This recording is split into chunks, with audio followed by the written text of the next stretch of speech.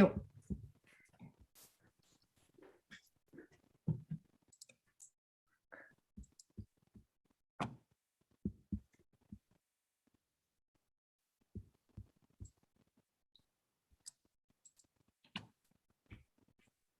No.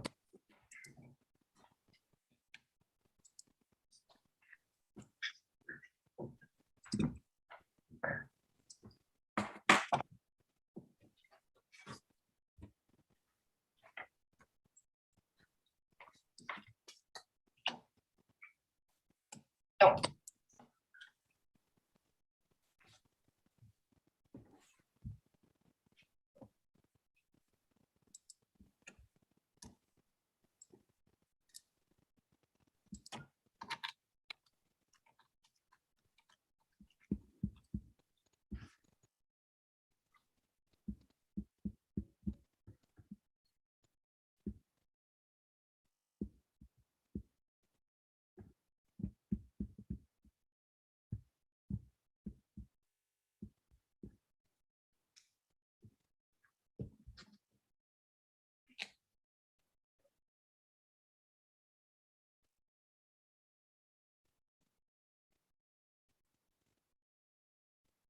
Michelle, you haven't heard from Commissioner Hatfield-Hyde, have you?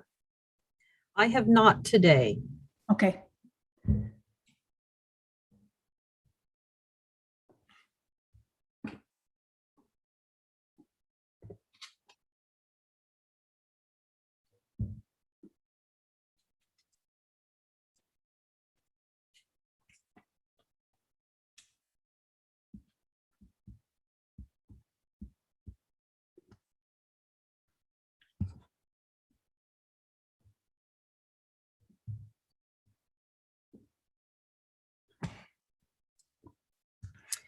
Mary, I just had a note come up from Commissioner Hatfield-Hyde that she is accessing. So she's joining us. She's Perfect. trying to get on.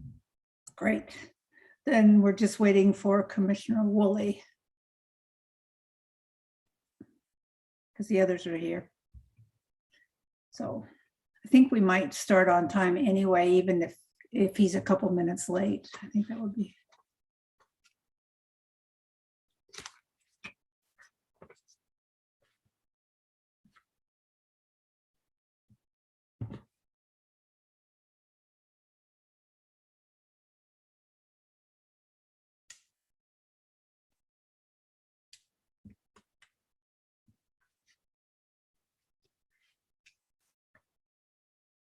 There.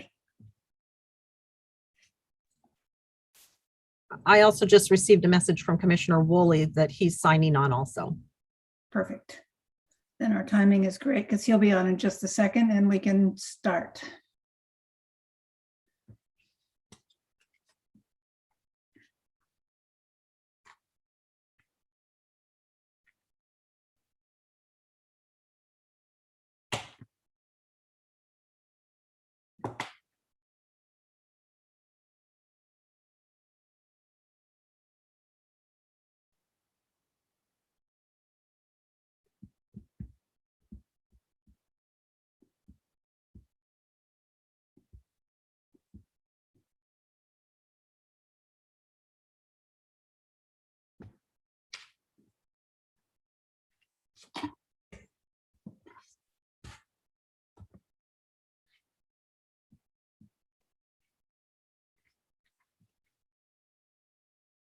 Good afternoon, everyone. Welcome and thank you all for being here. We appreciate the remarkably high level of engagement on these issues that we've seen over the last month and a half on this fish and wildlife issue. There have been literally hundreds of comments, emails, calls, and people testifying on these issues. So we've had a ton of valuable input on it. I'm Mary Wall, Chair of the Oregon Fish and Wildlife Commission, and I'd like to call the October 25, 2021 Commission meeting to order. I live in Langlois on the South Coast and am in Congressional District 3. We'll start with introductions of the other commissioners, and one is still signing on. So I'll start first with Commissioner Zarnowitz. Yes, hello, I'm Jill Zarnowitz in District 1, and I live in Yamhill or near Yamhill. Thank you. Commissioner Labhart. Good afternoon, Mark Labhart. I'm the at-large representative for Eastern Oregon, and I live in the Central Oregon community of Sisters. Thank you. Commissioner Hatfield Hyde.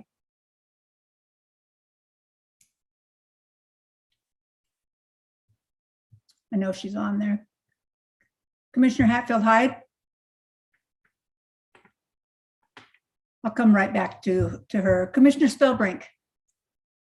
Yeah, good afternoon. Bob Spellbrink, Sluts, Oregon, District 5. And Vice Chair Woolley.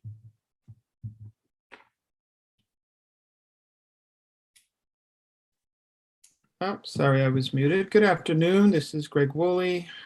I am Vice Chair of our commission. I represent Congressional District 3, which includes the Portland metro area. Commissioner Hatfield Hyde. I think we'll come back when her system gets going. Director Melcher, will you introduce yourself? Thank you. Yes, I'm Kurt Melcher, Director of the Department of Fish and Wildlife here in Salem, Oregon. Thank you. And Michelle, will you introduce yourself and tell us anything we need to do for logistics or the meeting platform? Good afternoon. My name is Michelle Tate. I'm here providing executive support for the commission and the director to have this meeting via via Zoom and live stream to YouTube today. Without having the public comment piece, this should be a fairly smooth meeting. And if we have anyone interrupt the meeting, I will remove them from the meeting and we will continue from there. Thank you. So today's meeting has just 2 topics on the agenda. The first one is to consider 3 temporary rules that have been implemented since our last Fish and Wildlife Commission meeting. And the second, of course, is to review the draft Rogue South Coast Multi-Species Conservation and Management Plan and provide direction to staff for consideration for that plan adoption in December. So we'll start right away. Thank you again for being here, and to all the staff for this fairly stunning workload that it's been to develop the draft plan and get where we are today going into the December meeting. Let's take the temporary rules first. Director Melcher, is there anything you plan to say about those, or we can go right to the commissioners for either questions or a motion?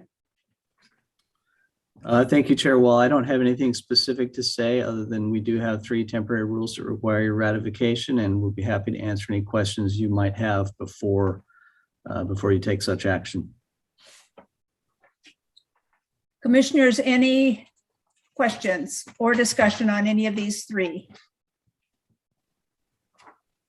And if not, there is a draft motion on the screen that we can use if anyone would like to make a motion. Chair, I'll do that. Go ahead.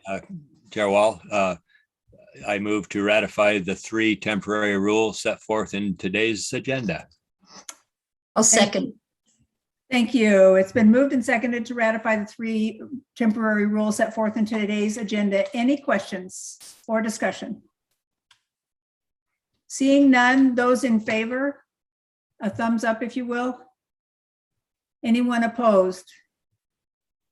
Thank you. Those 3 are ratified, and we can go on to the Rogue South Coast Multi-Species Conservation and Management Plan. This is an informational meeting, an extra one that we added because when we met in October or on October 15th, the commission discussion and our chance to ask questions and get those answered and to perhaps provide direction, all of that was truncated because we just ran out of time and asked for another meeting to have this chance to continue the discussion.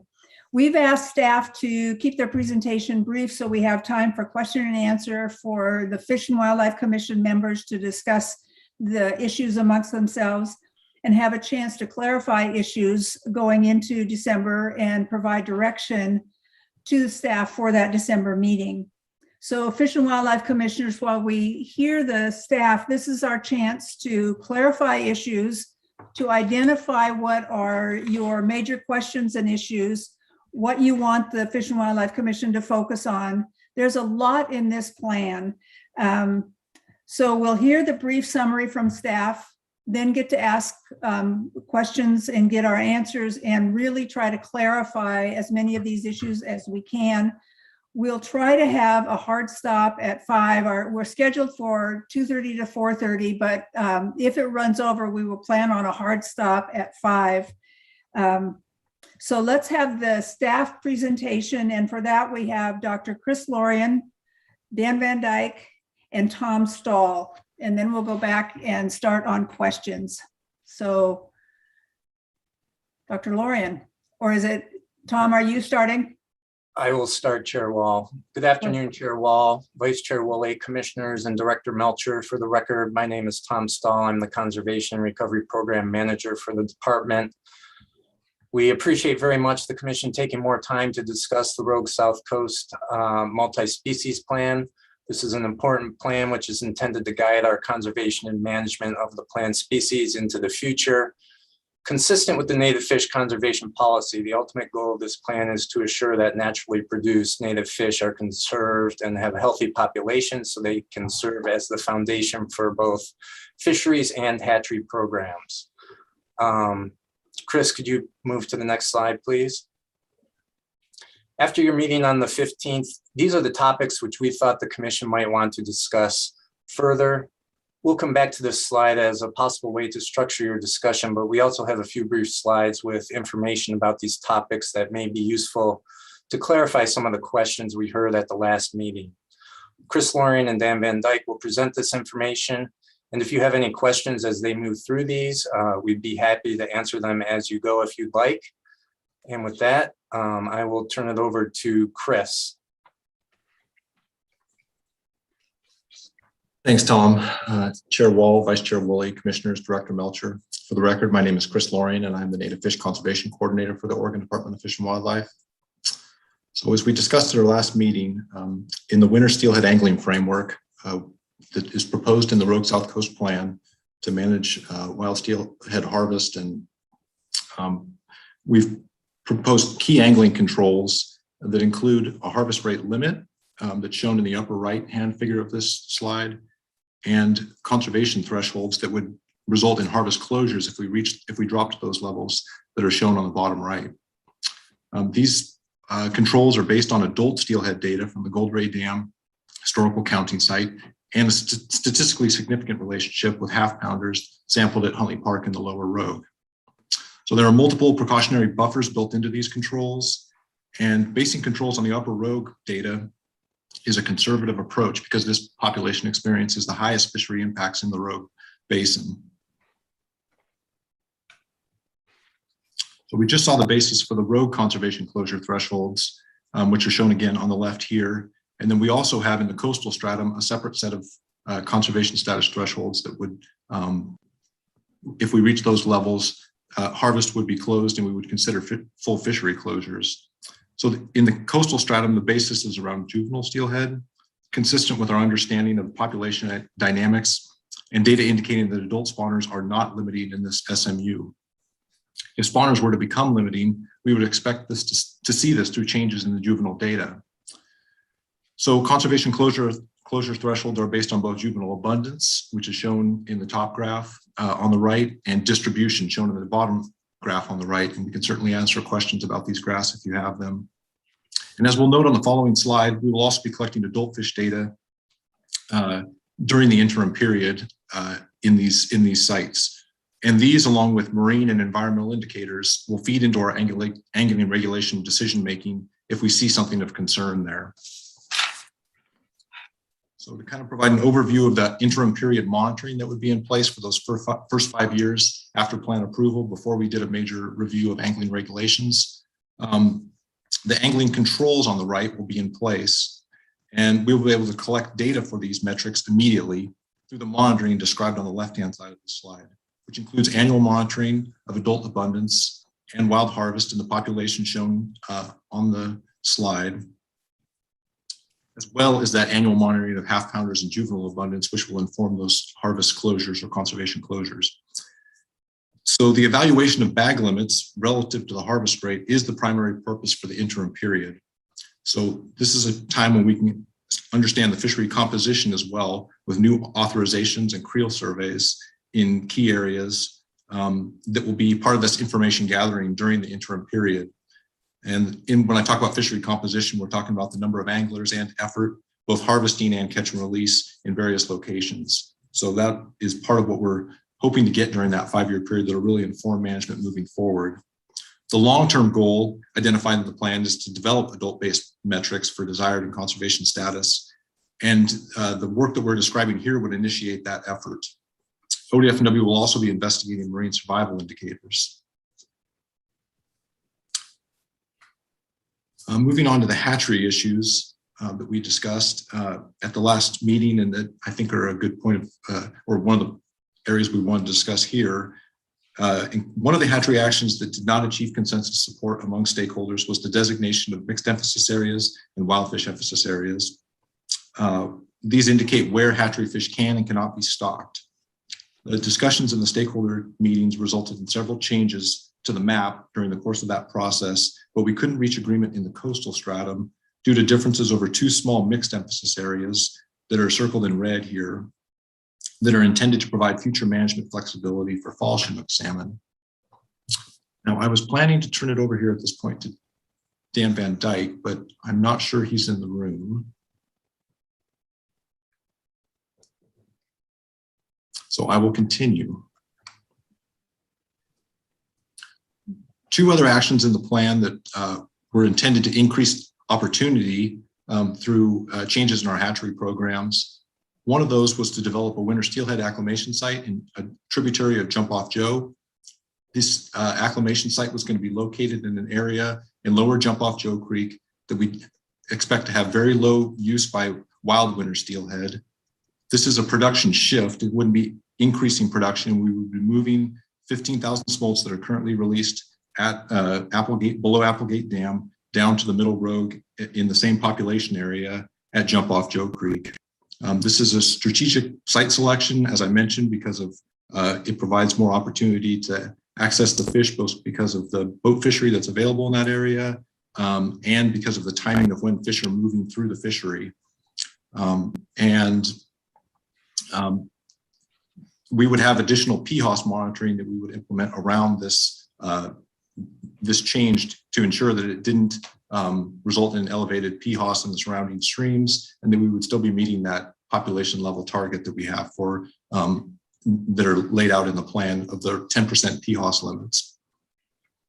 The other hatchery action that we wanted to discuss was the increase in the rogue coho release, which is a 25,000 fish smolt increase in the rogue coho program, which is currently a 75,000 smolt release. This release was at 200,000 fish for many years prior to 2013, when the release was dropped down to its current level of 75,000 smolts. This release was moved over to spring Chinook production as part of the mitigation package to help ensure that we met the mitigation target for spring Chinook. In recent years, we haven't been meeting the mitigation target for coho, and we feel like increasing this release is going to provide more fishing opportunity, make sure we're meeting those mitigation targets, and provides other benefits that are discussed in the plan.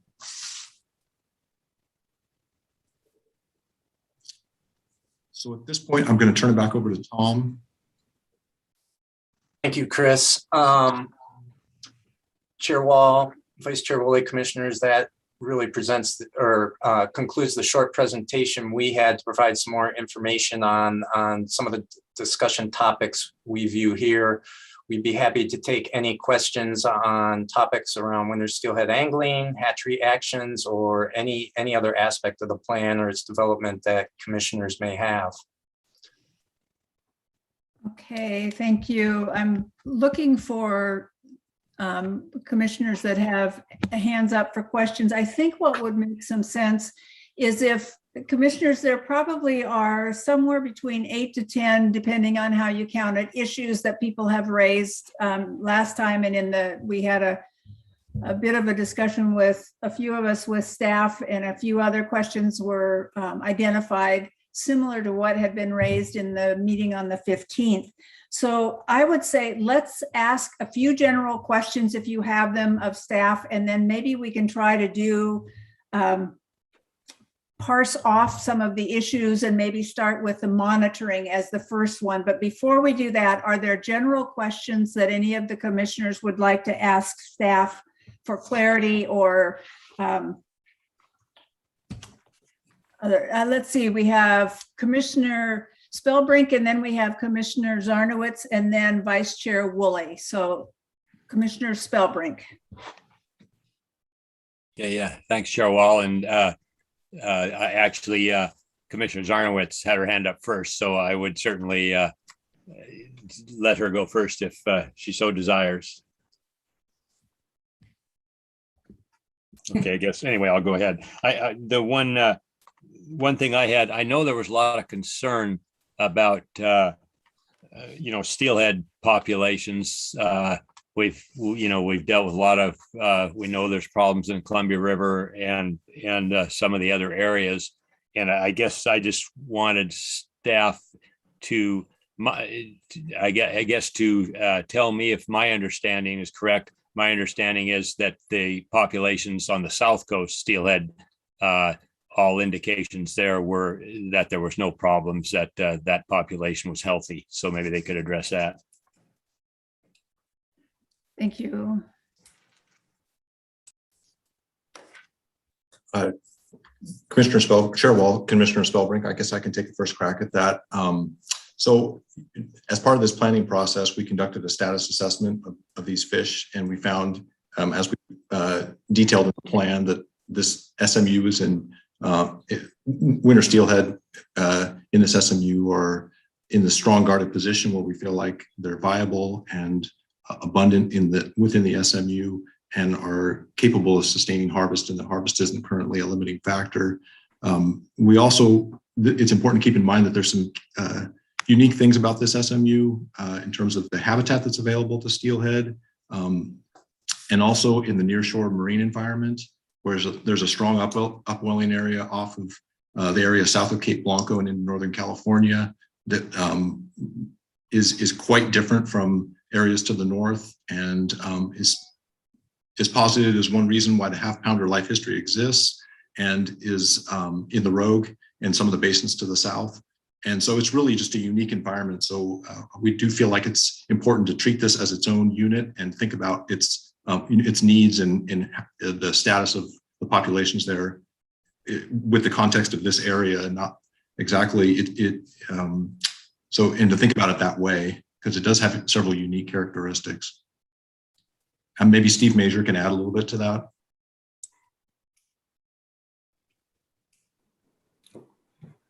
Hello. Hey, Chair Wall, Vice Chair Woolley. My name's Steve Major. I'm the District Fisheries Biologist here on the South Coast out of Gold Beach. Anyway, yeah, I just would talk, I could add a little bit more to Chris's talk there a little bit, but yeah, we're the ones that kind of in charge of taking care of or monitoring not only the winter steelhead down here, but the summer steelhead that pass through the Rogue and coho and cutthroat trout, along with green sturgeon and Pacific lamprey. But yeah, we do, as far as the population goes, if you look at the assessment that was done, it's based off of long-range monitoring, long-range data set of that AQI juvenile surveys. It's also based off of some of the other smaller time frame type of monitoring that we do, like whether it's creel surveys, whether it's smolt trapping, whether it's some old some spawning ground surveys that were historically done, and then also we did a lot of KMP monitoring prior to even the AQI surveys. So what we've done over time is drawn a picture of these fish, particularly winter steelhead, and we really haven't seen any type of reduction in population or any type of distribution reduction. When you go out on the landscape, whether it's a fish presence absence for a forestry operation, or whether you're out there doing these snorkel surveys, it's really hard to find a reason why these fish would have any type of concern with them. Populations normally You know, they are cyclical. They definitely go up and down. And there's definitely going to be periods when anglers are out there or populations are down to where it doesn't seem like there's a lot of fish around on the landscape. But when you go out there and do the monitoring, you see them everywhere. You really do. You do see. And it's like last year where populations were in theory, everybody was thinking that they were down. You'd go out in the landscape and you had steelhead spawning just about everywhere you expect to see steelhead. So it's sometimes it's hard to describe that monitoring to the public because we don't have these long-term data sets. But I think this assessment that was done in the plan is very accurate as far as the picture that tells about winter steelhead, cutthroat trout, and coho and summer steelhead. So anyway, I don't know if that answered your question or not. Thank you, Steve. Yeah, that Commissioner was my understanding too. And I guess I know there was a lot of concern, I think, about steelhead population. There'd been so much talk about some of the North Columbia River and some of that. I just wanted to make sure that people were aware that all the data we had on the South Coast was positive. And so that was kind of a leading question. I appreciate you your response. You know, one of the other things that you got to take into consideration that we're talking winter steelhead down here, and in recent downturns really have affected summer steelhead. So there's a little bit different biology and life history characteristics there. You don't deal with the warm water conditions, low flow conditions that you would occur during summer steelhead. So.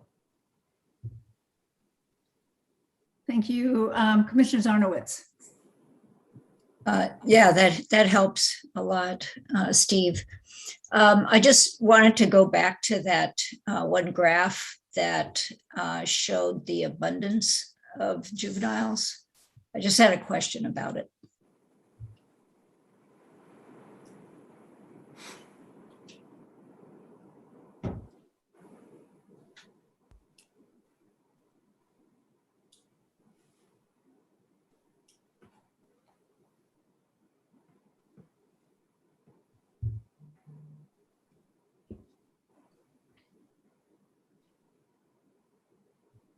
Yeah, that one. What does the 80,000 line mean? Commissioner Zarnowitz, or Chair Wall, Commissioner Zarnowitz, excuse me. The 8,000 line is the level we, during the stakeholder process that we developed as a desired status threshold. So all these green lines in these figures have the desired status threshold that we've identified as a numerical target to reach during plan implementation. So, and if the line falls below that line, the black line.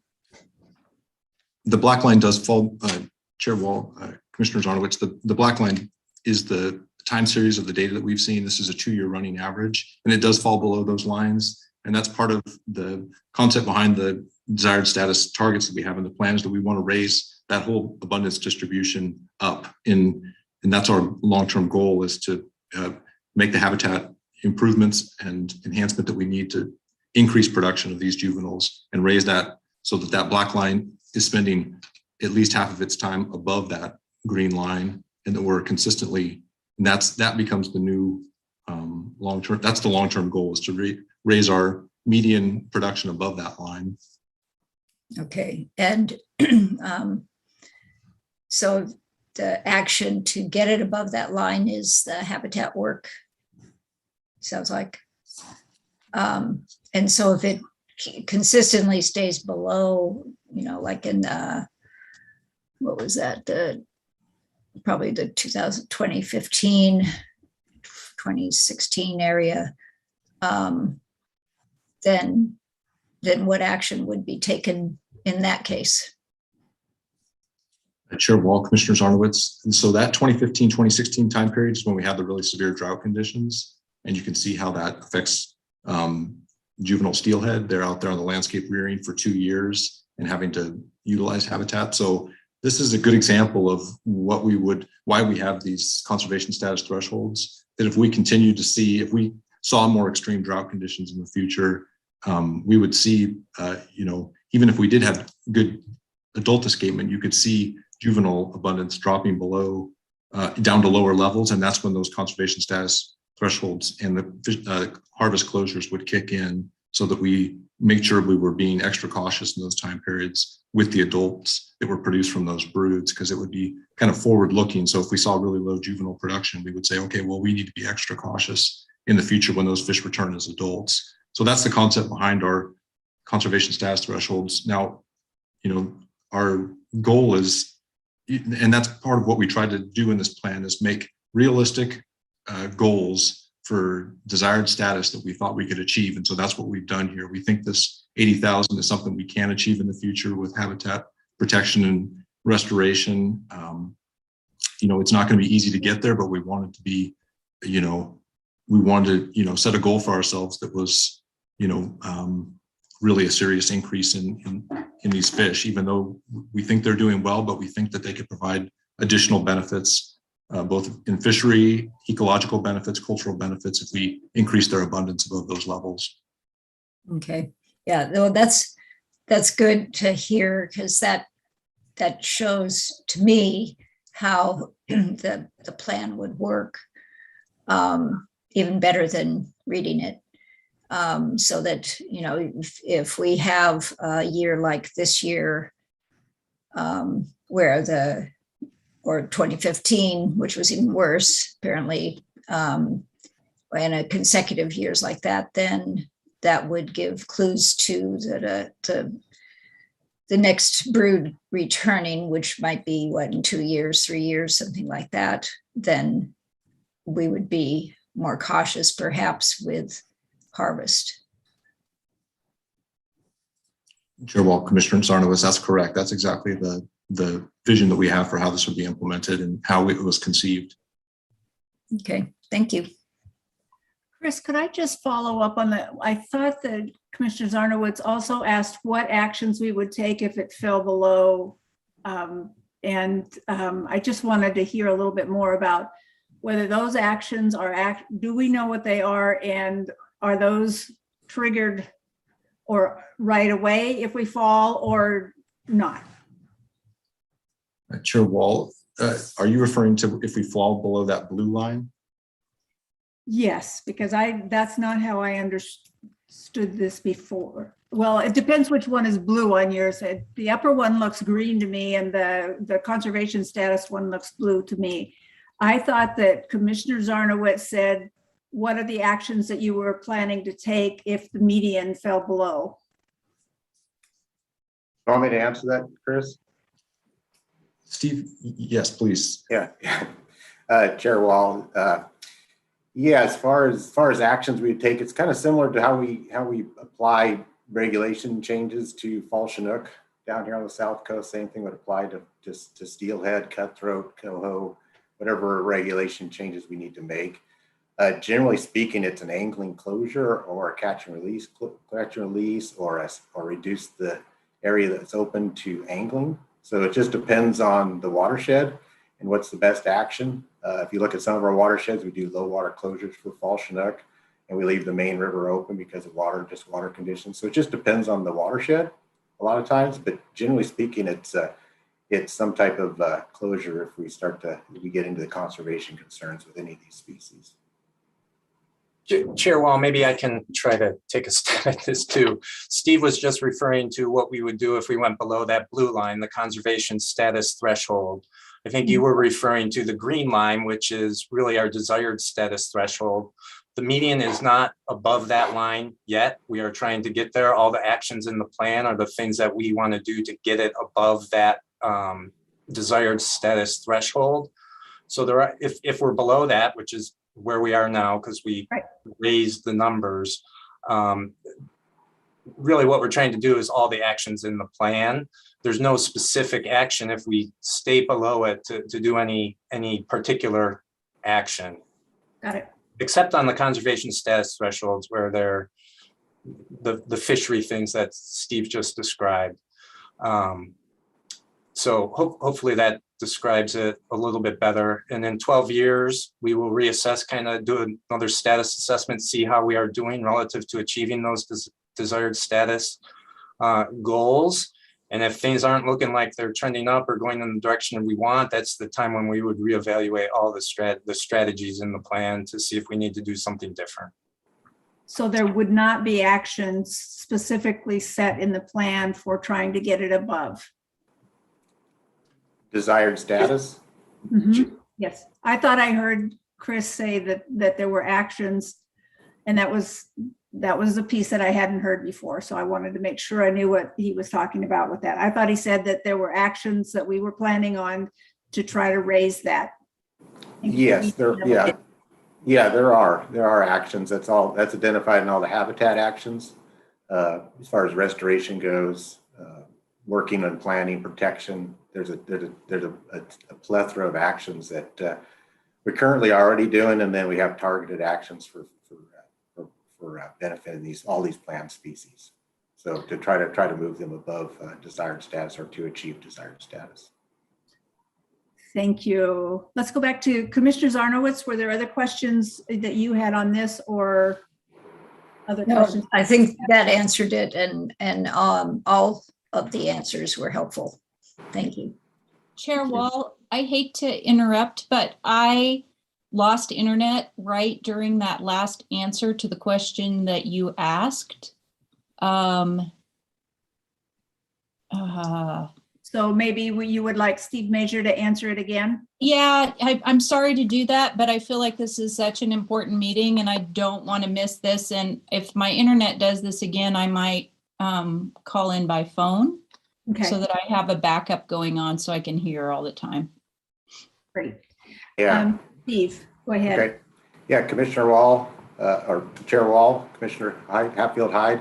Yeah, so there was a little bit of confusion. There's three sections to that top graph. The bottom one is the conservation status line. The middle is the medium where we're at now. We have actions to work toward that upper line, which is the desired status, which is where we'd like to see all these plant species move to or stay at, so that we can provide plenty of angling opportunity and to improve status for all of these species. As far as the conservation line, the blue line down below, we were asked about what kind of actions that we might take as a district or a watershed to implement if any of these status metrics fall below that conservation line.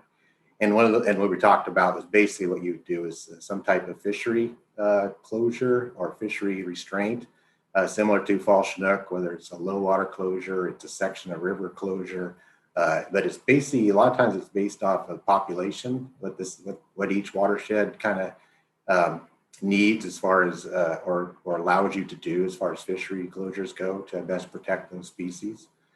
But yeah, that would be if the line, like say, if we see any of these metrics drop below that conservation line. And like I say, if you look at the South Coast or any of the coastal watersheds or anywhere, those actions are used quite abundantly nowadays for a lot of temporary regulations up and down the coast to protect our wild fish.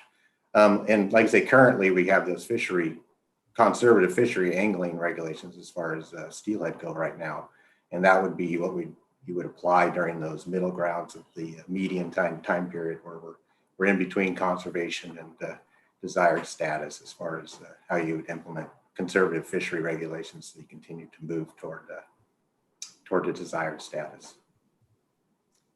Thank you. Thank you. Great.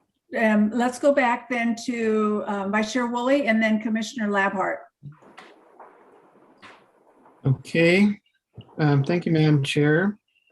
So regarding the 15,000 smoke release into jump off Joe Creek, you talked about additional monitoring that would occur, additional PHOS monitoring that would occur. I think you said that would be annual monitoring. Is that correct?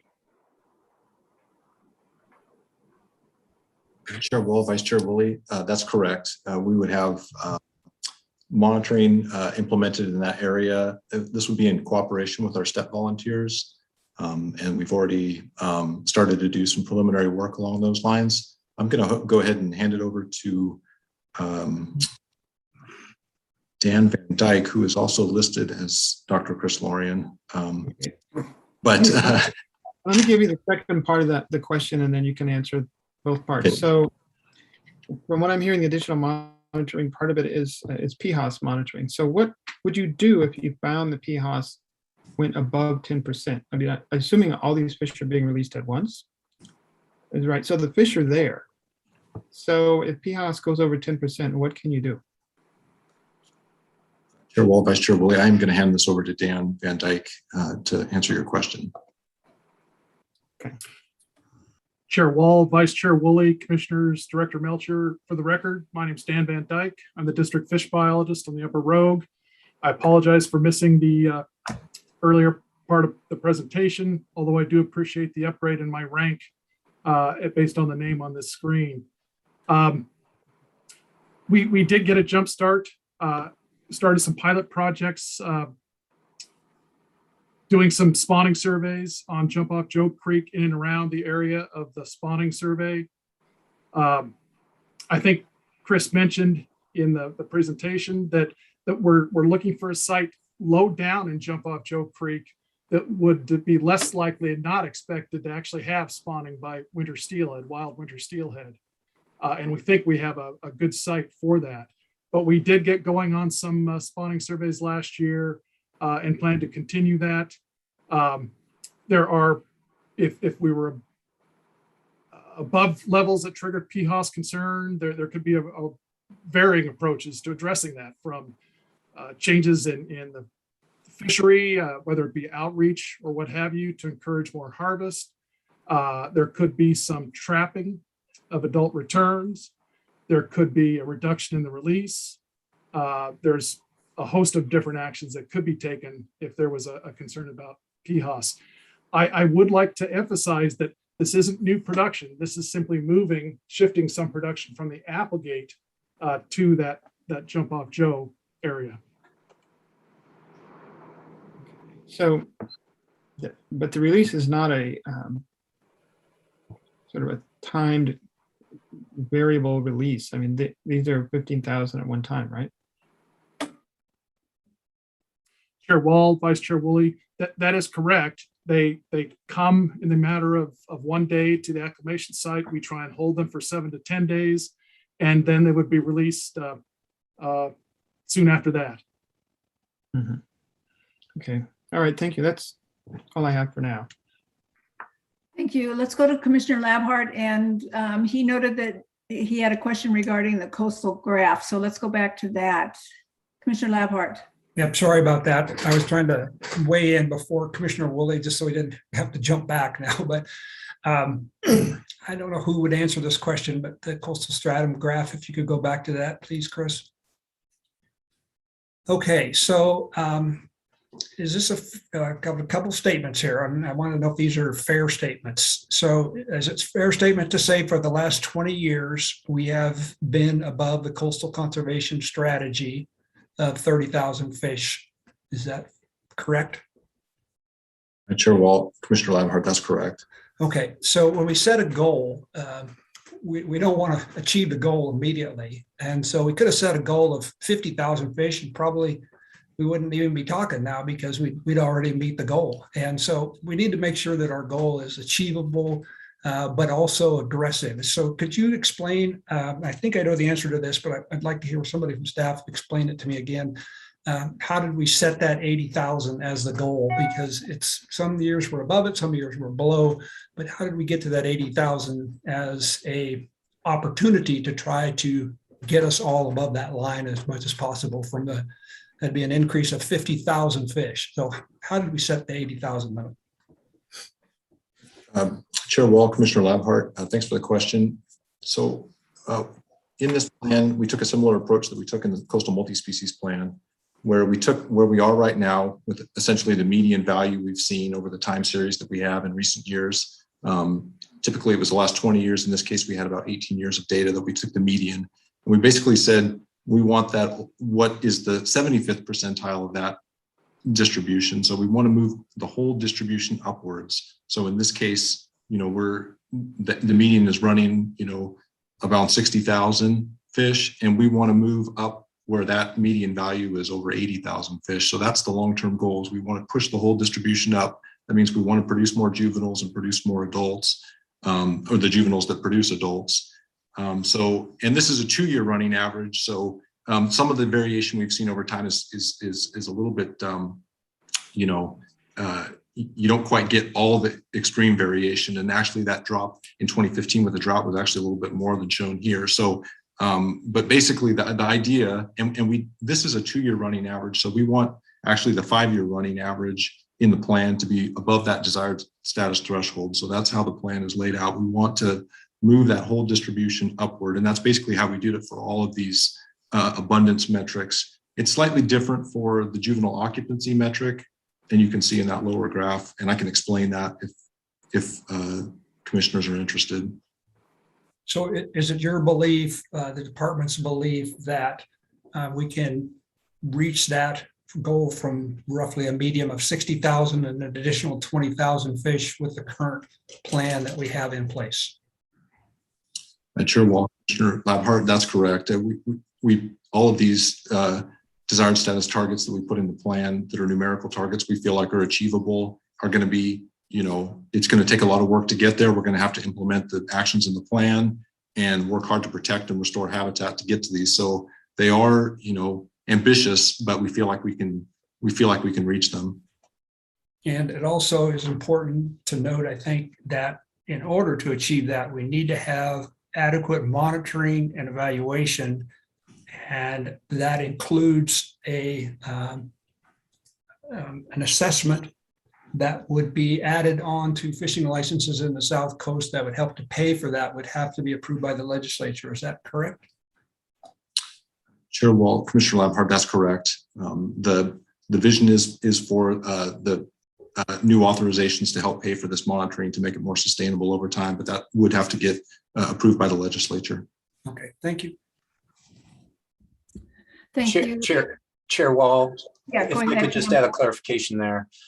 Chair Wall, Commissioner Labhart, the new authorization funding is not, we currently have funding in place and monitoring in place to monitor these metrics. So the new authorization for funding would not be required to continue this monitoring or to implement the steelhead adult and harvest ones that were described in one of the other slides here.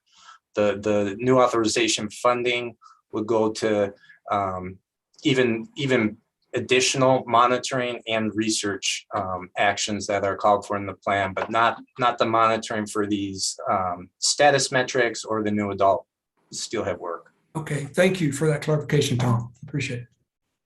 I'd like to ask a couple questions while we're on this one as well. And then we have I think another question from Commissioner Spellbrink, and then I think we should try to make sure that we have, just to try to sum up for the monitoring, do we know what we want the staff to bring us on monitoring? Do we need anything else in order to make decisions in December? So let me ask a couple questions. One of the key issues that keeps coming up is, do we know enough? And I think that a lot of people have asked for the adult information, and to the staff credit, it is in here, and we're going to be doing that from here forward.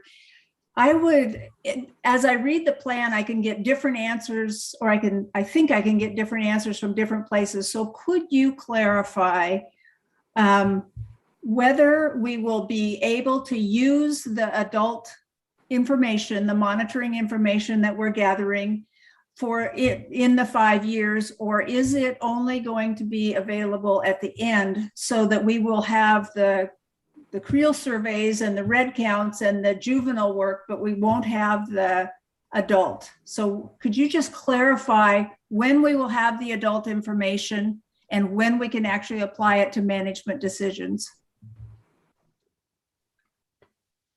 I talk, Chair Wall. Yeah, I mean, I'm just going to talk for the South Coast here in the district, but any kind of monitoring we do when we start off on this thing, we will use that monitoring from day one. Whether we'll use it to enact, even before this plan would be crafted or approved, I guess you'd say, any monitoring that we get, we would use to manage these fisheries. So it may be in there the 5-year review, 12-year review for all this monitoring that's going to take place. We still would utilize this the data collected on a yearly basis. So like you say, in the South Coast, we currently are going to have 4 new steelhead spawning ground surveyors. We're going to have PHOS monitoring like on the Chetco, and we're going to continue the AQI juvenile survey. So there's actually going to be a plethora of new data besides the creel work on the lower road. So, but that stuff was gets used from day one as far as monitoring goes. Yeah, we aren't going to wait to say, hey, the population doesn't look good 5 years down the road because the plan says we don't look at it for 5 years. It'll be available on a yearly basis, at least to the district, and then in annual reports. So at least in the South Coast, it would be instantly used. So. Thank you. And Chair Wall, the slide that Chris advanced to here shows the monitoring that will be happening immediately. And that does include the adult abundance and harvest, both of which we will use to get harvest rates. You need to understand the number of spawners and returns to understand the harvest rate as well as harvest. So we will be able to use that immediately. But what we don't have right now are status metrics associated with adults. And that is what the data that we will be initiating at the start of the 5-year period. And we've actually already started to implement this last year. But that'll develop that data set to help us develop new conservation and desired status thresholds relating to adults. So we will not have the status metrics for the adults. Is that what you just said? We do not currently have status metrics for adults because we don't, as Chris has explained, we use time series data and existing data to develop those. And those are the data we don't have.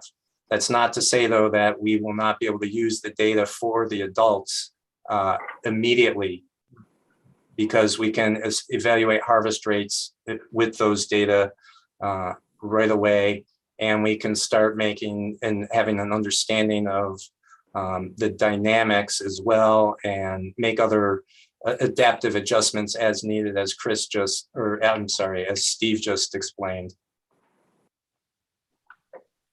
Okay, thank you, that helps. I do have other questions, a couple others on monitoring, but we also have a question from Vice Chair Woolley, and I believe that Commissioner Spellbrank had his hand up as well. And I think it's on the same issue. Go ahead. Okay, thank you. So there's a lot of concern about infiltration of hatchery fish in mixed use areas into the wild emphasis areas, because these areas are not confined. And a lot of that concern stems around the fact that the wild steelhead have developed their genetic resilience over millions of years. And that if they are mixed with the hatchery fish, then that resiliency that they've developed over many thousands of generations will be diminished. And so I know you mentioned that you seem to have found a place where those spawners or those smolts can be released that's a far enough distance away, but I really want to hear about how much confidence that you have that these fish can remain separate. The escapement is minimalized. Is there any other information that you have to help to allay those concerns that people have? Well, I can talk, Chair Wall, Vice Chair Woolley, I can talk just basically for the South Coast. In our district, which runs from Bandon, just about south of Bandon, all the way down to the California border, we have one small steelhead program. It's on the Chetco River. It's up to 50,000 smolts, which it rarely actually gets to, just because of the hatchery. But anyway, right in this plan, we have implemented new monitoring for the Chetco watershed, which is PHOS monitoring for that small release. We've done it for the last couple of years. It's been very successful as far as monitoring hatchery stray rates on the lower Chetco River. Then based for us, we've done creel surveys on the Chetco, which have actually indicated where we are seeing the hatchery fish, and they generally stay in the lower river. And then our HGMP, which describes how we can release these steelhead smolts into the Chetco River, helps cover that aspect of kind of mitigating or minimizing any kind of risk associated with that release. So yeah, I mean, the plan actually describes how we'll monitor that PHOS level in the Chetco. And it's actually, like I say, it's actually very doable. And we have a pretty good idea of hatchery stray rates in the Chetco right now, and the targeted fishery, so that we've greatly improved the opportunity for winter steelhead hatchery fish wise, and they seem to be staying away from the wild fish pretty good. So, and then we have an angler caught wild brood program, which maintains a very, very healthy hatchery program. So it's actually been a pretty good program. It's very small scale though. It's not considering a lot larger releases in Oregon. So. Okay, so that's the Chetco.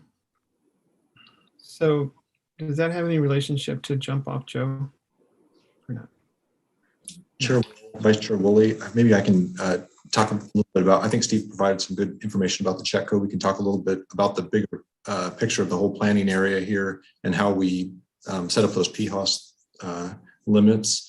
And basically both in mixed emphasis areas and wild fish emphasis areas. And sometimes those areas, as you can see from this map, encompass a whole population area, and sometimes they don't. What we're saying in this plan is that for all populations, we want PHOS to be at a very low risk level. So we chose that 10% level, and there's a whole body of literature that has been developed by the Hatchery Scientific Review Group and others about kind of how hatchery fish interact with wild fish, kind of, you know, the genetic risk that's there. And so in this plan, and those have led to a whole series of recommendations for hatchery programs kind of across the Pacific Northwest. And in this plan, we've chosen a very low risk threshold of 10%, especially considering that all the programs in this area, the hatchery programs, are integrated where they're regularly bringing wild fish into the brood stock, which mitigates genetic risk to wild fish when they spawn in the wild. And so because of that, and because of that 10% limit, together, those are a very low risk threshold that we're applying across all populations. And so we feel like that's a very, very conservative approach. And it really is consistent with the scale at which we can effectively monitor that population level scale. We can get information at that level. When you start talking about these smaller management area scales that are subpopulation level, it becomes really difficult to monitor at that scale and make that sustainable. So we decided to go with a low risk population level approach throughout the planning area. Vice Chair Woolley, did that answer your question?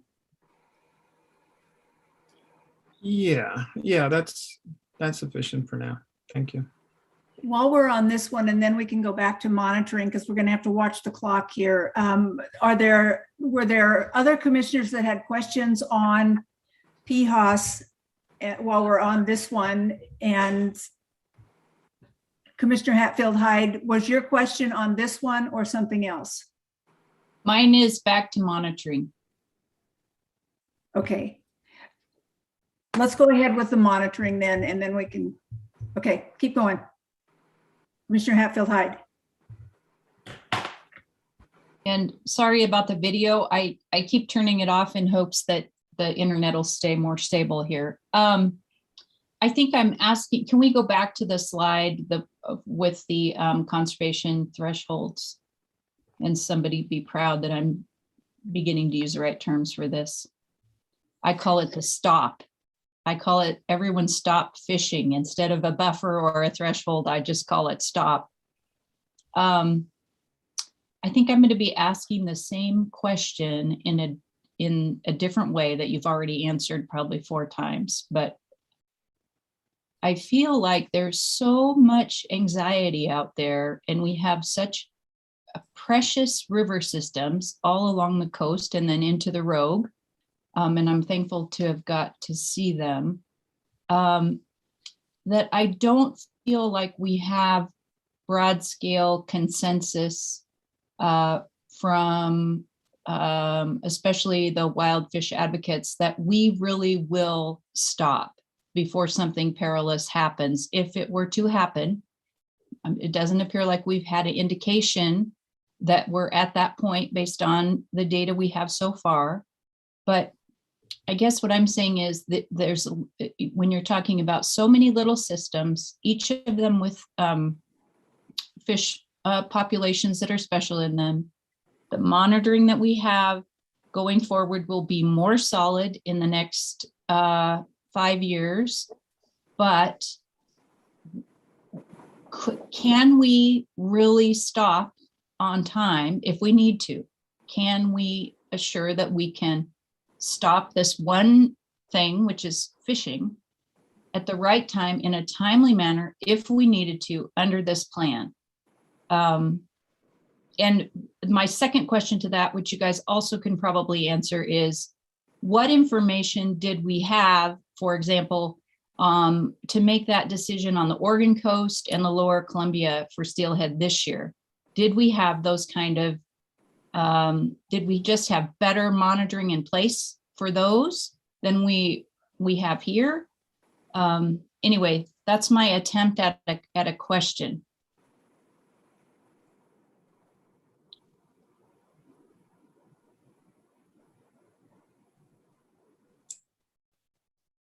Chris? Oh, excuse me.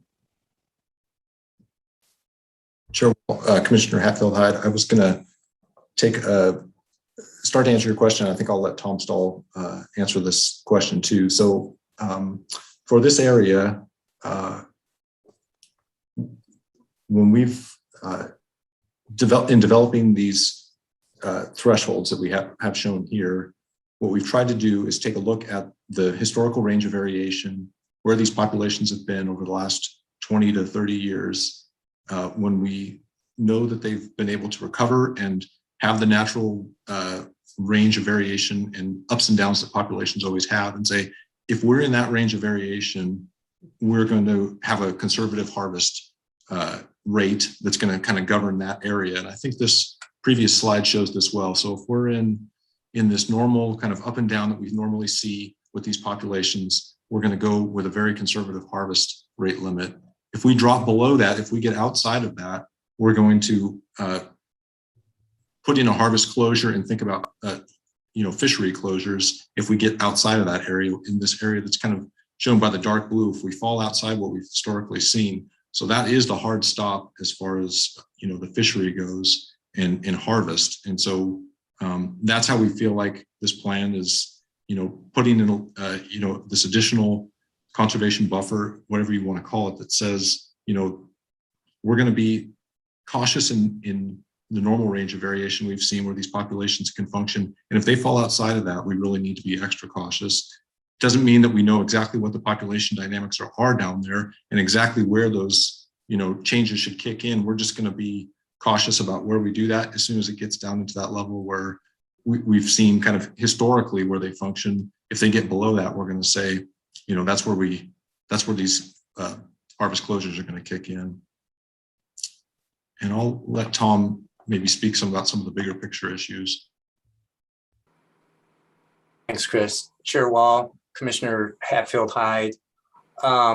I think the simple answer to your first question is yes, we will be able to reduce or eliminate fishing based on the conservation metrics that we have identified in the plan. In almost all areas, the plan identifies that if we get down into that below the conservation threshold, we will either go to, it depends on where we are in terms of angling regulations, but if there is some level of harvest in all places, except for the lower Rogue, we would go to either catch and release or a complete closure, depending on the circumstances. So that's a big reduction in the level of harvest. In the lower Rogue, because of the hatchery programs that are present there, we'd have to look at that in terms of if we go from a 1-in-1, one fish per day, one per year, or catch and release or closure. It might be better to keep a little bit of,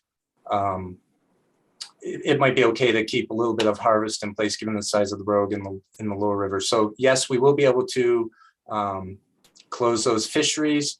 The metrics that we've selected, the wild half pounders give a unique view into the returning adults. They've entered the ocean and have experienced ocean conditions and through this unique life history that give really a view into what the ocean productivity is going to be like.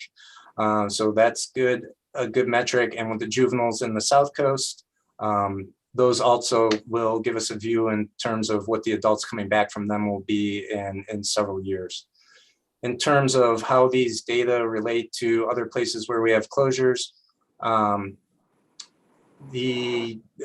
aren't other places where we have wild steelhead harvest given their status or decisions about harvest. But there are places where we do have some adult information in the Columbia that help us make those decisions. So it depends on the location in terms of the data you are making those decisions on. Okay, so I guess, but what I'm trying to get to, thank you so much for that, is that, and I realize we aren't harvesting the wild steelhead, we're in catch and release on the Columbia and the Deschutes, but you guys were able to just ramp that back this summer across the board, and there was decision-making that went into doing that. And, you know, I guess I want to be thinking of the very worst case scenario, because I think that's what some of the public is thinking about, is the absolute worst case scenario. Like we destroy a run of wild steelhead permanently because we're too, you know, we don't have this figured out. So if you this summer, when you made that decision, if you needed to make that decision more quickly and our commission wasn't meeting quickly enough, or to adopt the temporary rules, I mean, in some ways I'm asking for help in understanding just how fast we can act as a commission if it was that perilous. Chair Wall, Commissioner Hatfield, hi. We can act pretty fast. We do enact temporary regulations based on information that we are receiving. We feel like this plan sets up the metrics beforehand, so we'll be able to identify when we need those closures in advance. But if there's any sort of indication that we have in season, like we did this year in other places, that either the adult returns have drastically declined or we have concerning environmental conditions, we will be able to implement temporary regulations in a very quick manner. And that's what, those are the types of things that Steve Major was talking about earlier. We will use that information as we get it, and we will definitely implement temporary regulations that are appropriate depending on the data. Okay, thank you. If I could just ask a follow-up question there. It sounds like with these conservation status levels, we can act fast, and we did in the Columbia River. The issues that keep coming up are that we don't have the adult information. This is based on history, and that's important to look at that. But we also have the risk of climate change and low flows, high temperatures. And so the question I have is, why could we build that into this buffer so that this buffer accounts for not just if based on the metrics we have, we think we see the run is going to be going down, but we also look at a buffer for climate change and for the fact that we don't have the adult abundance information. This is, as I understand it, where to do that, so that we would consider raising these buffers to account for this new significant risk. Is that accurate? Chair Wall, we feel that the buffers we have here already account for that. If you look at the harvest rate, the harvest rate is going to be dependent on the number of fish harvested and the number of fish that are returning. We did not propose that buffer area on the top right graph there, indicates the area where we have under a 5% probability of extinction, which is generally the level of concern as we do viability analyses. We didn't go up to that 30+% harvest rate.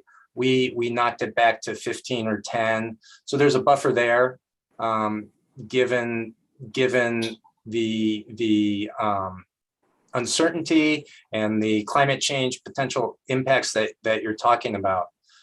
So we feel like those buffers are worked in, and as we've talked about, we don't have the adult information yet to define these status metrics. We need several a dozen years of data or so to be able to start identifying what those metrics should be. And we've talked about establishing those metrics when we do the 12-year assessment that's called for in the plan. So we need the data to do those, but I think the metrics that we have and the thresholds we've put in place do adequately account for any climate change concerns. If you dip into these more frequently because of climate, the constraints on the fisheries will happen more frequently.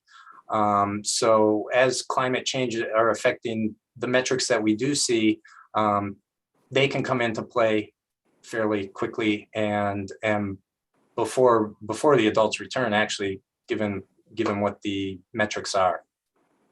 Does that mean then, Tom, that these are reflecting what has just happened, not what we see coming? Because if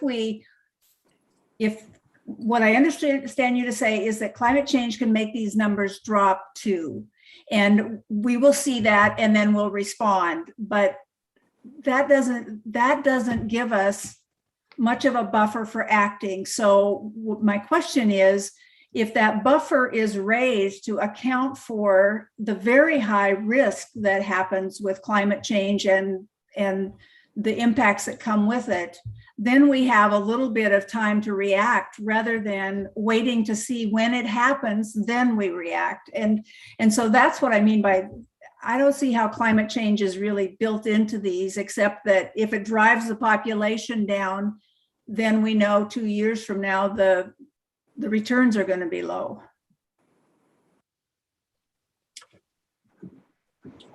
Chair Wall, are you asking the question if we can respond immediately? I know that we can respond as soon as we see it happen, but we have a very high risk from climate change. And it's not necessarily the case that we will have that that responding when the population drops is in time. And so if this buffer were increased, we would have the orange flag go up instead of waiting for the red flag, and we would give ourselves some ability to respond to these high risk issues like climate change and low flows and very high temperatures. Chair Wall, can I talk for a second? Sure. Okay. I just like to refer for climate change, and I always look at the graph, and I don't know what page it is, but it's the one about occupancy for the South Coast, juvenile occupancy, and I consider that more of my climate change barometer, at least for the district myself. If that occupancy rate dropped down to the Oregon coast or the lower Columbia, then I would be extremely concerned about climate change on the South Coast as far as distribution goes, just because all of a sudden you see this huge drop in distribution, which definitely would affect your adult abundance in the future. That would probably be my bellwether for the South Coast. And then as far as the abundance, the juvenile abundance index, you could you could obviously propose to raise that limit, but it really wouldn't be the big indicator for me. it would be, but if you saw, we saw juvenile abundances drop and stay down there in the 30 to 40,000 range, it would be a concern from the district aspect, because we just don't see that over long-term range. So, but yeah, these two graphs here would definitely be huge indicators as far as the South Coast goes, as far as juvenile abundance and distribution. So anyway, I don't know if that helped any for you. Thank you. Let's go to Vice Chair Woolley and then Commissioner Spellbrink. We have two more questions with hands up. Okay, thank you. And just being conscious of our time. So I think it was Chris had mentioned the data that we received with half-pounder returns. And we've seen some data that only 8% of half-pounders return, and that many don't leave at all, and yet they still spawn. I think this phenomenon is called residualization. So could somebody talk about that? Talk about residualization and what risk that provides to our native fish? Chair Wall, Vice Chair Woolley, I'm going to give a little short explanation here for this, and then I'm going to hand it over to Dan to talk a little bit more. But I just want to clarify that half-pounders, their life history is really strange, so it's good to just give a brief description. These are steelhead that are either summer or winter fish. Both go through this life history pathway. They spend a small amount of time in the ocean. They return to fresh water for several months, often over winter, and then migrate back out to the ocean in the spring, complete their ocean life cycle, and then return as an adult steelhead. Some of them, mostly males, when they make that return trip as half-pounders, will attempt to spawn. So we've gotten monitoring in the past that shows that those, in other places, that shows that some of those males that return, they can use a sneak spawning technique with adult steelhead, and some of them will try that. No idea how much success they have, and the relatively low rate of male half-pounders that try that kind of indicates that it's not necessarily a really successful life history strategy to put your energy there, but it is a strategy. So that is something that occurs. When we talk about residualization and risk from residualization, it kind of tends to fall along different lines, and I just wanted to make sure that was clear. And maybe Dan can provide a little bit more explanation about that. Chair Wall, Vice Chair Woolley, yeah, that my understanding is mostly when people talk about concern with residuals, it's for hatchery smolts that have been reared for 1 or 2 years, released, and not all of them immediately head downstream. Of course, our goal is to have them all start migrating downstream immediately upon release. At Coal Rivers Hatchery, I just want to point out that there have been several actions taken, research projects over time that have identified the size goals that maximize that volitional outmigration by our hatchery product. The winter steelhead produced at Coal Rivers are 2-year smolts. They're reared for 2 years. During that fish culture at the hatchery, there's actually some grading that is done specifically to minimize, if not eliminate, that risk of residual steelhead. We actually remove precocially mature males. They are not released into the river. That's one action that we do to minimize that. We know that there's some here below Coal Rivers, and we're certainly taking action as we described in the plan to reduce any risk from any hatchery steelhead that residualize and don't head downstream immediately. Okay, so you said you removed some of those males, and what else did you do? It? Yeah, my internet cut out a little bit when you were explaining. So, but I did hear the last part about removing some of the males. There's Chair Wall, Vice Chair Woolley. So research over time conducted at Coal Rivers. We had an on-station biologist, and we have specific length targets we meet to that maximize the level at which steelhead migrate. For instance, volitionally out of the ponds, they're ready to go when they reach those size goals that were identified over time. And then we do have that specific practice at Coal Rivers on these 2-year smolts where we grade out the precocially mature males that are more likely, the hatchery smolts that are more likely to residualize. They're not released, they're put into some ponds, not released into the river.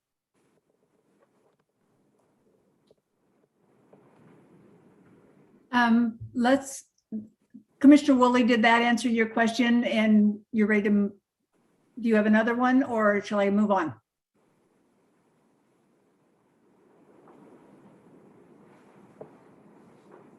I think that we'll go ahead with somebody else, and Commissioner Woolley's machine will come back on soon. Commissioner Spellbrink.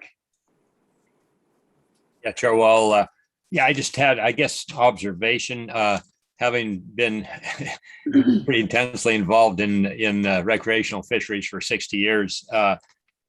There's kind of a built-in control on the recreational fishery. I always described it as it's kind of self-regulating, in that if there's a downturn, right away catch rates drop way off and angler participation drops way off. So in a way, there's some built-in functionality there that really helps the sport fishery regulate itself. Because like I say, if people don't have a decent, what they feel like chance of catching a fish, they'll immediately slow down they'll find something else to do, you know? So I just kind of wanted to mention that lots of times your recreational fisherman is the first guy to experience a downturn. And I know, like on the mid coast here, where I spend my time, is we're actually some of the first ones to raise concern, because when we see something happen that we can't go out and find a fish, we'll be the first ones to say, hey, you might come look at this. So anyway, I just wanted to bring that out, that the recreational fishery itself does tend to self-regulate. Thank you. I don't see any immediate other questions. I bet we have a lot of them. So let me just ask a general question about what you need for going into the December meeting. At our last meeting, we identified a couple things that we wanted to have as options going into December. And so if there are items that you want to have as options, then we should talk about those and get those on the table. We talked about having, for instance, that the catch and release alternative would be an option on the table. We talked about the wild fish emphasis area, and that we might want to leave that for the Chinook plan, since that is specific to Chinook and this plan is not. We talked a little bit last time also about the conservation status, and would we want to have that with an additional buffer in it. So if there are ideas and thoughts about what else you would like to make sure that we have as an option in December, let's talk about those a little now, because we have the three that I just mentioned, plus the coho issues that have come up, and probably others that I didn't just name. So it looks like there are a few people that want to talk. Let's go to Commissioner Hatfield-Hyde. And I thought I saw. Okay. Okay. Thank you. And I more than anything, I'd like to start this as just sort of a little bit of a brainstorming on. So none of this means that a hard stop. It means a place for conversation, maybe, that helps with this. But I've been sort of thinking about this same thing, a variety of alternatives. So we have heard that there are folks that certainly want to go to catch and release during the monitoring period. And so I think if we were going to open the options back up, we would have something like, okay, alternative one, go to catch and release. This is what I'm calling, there's two that I'm calling kind of the nuclear options. So let's say alternative two is that we throw the whole plan out and start over, because there's such a lack of consensus among the parties and all the chatter that we're all hearing out there from both sides. Alternative 3 might be that we go to no fishing during the monitoring period for anyone. You don't get to catch and release. You don't get to consumptive fish or harvest. That's an alternative we could choose. Maybe one of the alternatives is we go with the department's plan that as presented to us. And maybe one of the alternatives is that we do consider updating the buffers a little bit because of the concerns around the conservation thresholds and climate change. Or in other words, up the stop would be my idea. So those are just a few ways I have of looking at how we might open this back up again with a variety of options that we as a commission can choose from. And in that, I don't have any fine grain way of how we might address an issue like what's the name of it? Jump off creek concerns. Jump off Joe. Yeah. Thank you. Jump off Joe. Okay, so those are just sort of an opening, throw it out there, throw it out. Thank you. It looks like Commissioner Labhart has a question. Well, I have a number of questions, and it's mainly for staff. But it is from the previous meeting. There was, a lot of testimony, a lot of written comments, and it kept saying the department's plan, the department's plan. And so my point here is after I'm done getting answers to these questions, you'll clearly see it's not the department's plan. So I sent these to Chris ahead of time so that he can be prepared to answer these questions, but Tom or Dan or whoever, Steve, you could answer the questions too. But and in the context as I read these questions, think about the level and intense involvement that went into developing this plan, not only from the professional biologists, but from others. So here's the first question that comes, and my point is that we need to strongly consider the alternatives that were put together in this plan as not just a starting point, but as a significant consensus. Now, there was some points that we didn't reach consensus on, but in my opinion, they're fairly minor. So, Chris, in your opinion, does this draft ensure the continued long-term conservation of naturally produced wild native species like wild steelhead so that they can provide substantial ecological and societal benefits now and into the future? Chair Wall, Commissioner Labhart, it does, yes. Okay. Does this plan provide a framework for how the hatchery programs and the fisheries will be sustainably managed to also allow for a retention fishery? In other words, it's not one or the other, it's both. Chair Wall, Commissioner Labhart, it does, yes. Okay. Was this draft developed and revised after extensive engagement with stakeholders, habitat representatives, tribes, NOAA fisheries, independent scientists, anglers, and the general public? In other words, did you listen and did you make revisions based upon input received? Chair Wall, Commissioner Labhart, yes. Okay, next question. How many drafts were prepared before this draft came to us? Chair Wall, Commissioner Labhart, there were 2 drafts, the first draft and a public review draft. Okay. How many public meetings were there in the development of this final draft in total? Chair Wall, Commissioner Labhart, we had 12 stakeholder team meetings total, 2 habitat work group meetings, and then 3 public meetings to gather public comment on the public review draft. Okay, and this is your best guess, but how many people were involved in the development of this draft overall? Chair Wall, Commissioner Labhart, the acknowledgements page of the plan has the details of who was involved to some extent, but there were over 40 ODF&W staff that were involved, 27 stakeholder team members, 2 science reviewers, and many others from tribes, nymphs, the habitat work group, and the public. Okay.